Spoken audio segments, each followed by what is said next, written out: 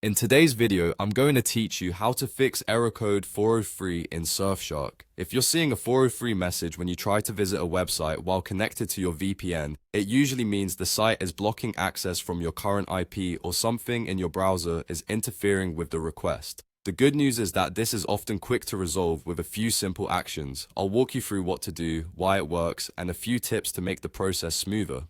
First, switch server. Open your Surfshark app, disconnect if you're currently connected, and then pick a different server location. You can start with another city in the same country or try a nearby country to keep speed stable. The reason this helps is that switching servers gives you a different exit IP address.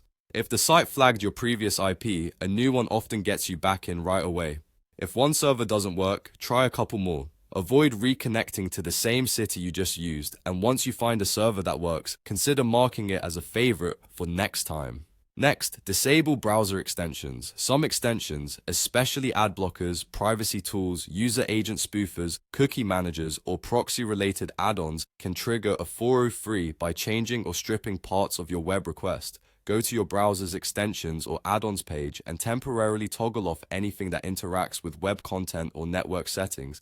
Refresh the site while your VPN is connected. If the page opens, turn your extensions back on one by one to identify the culprit. You don't have to remove it permanently. Often you can add the site to an allow list or adjust a single setting so it doesn't interfere in the future. Finally, wait and reconnect. Sometimes services impose short-term blocks if they see too many requests or unusual activity from an IP.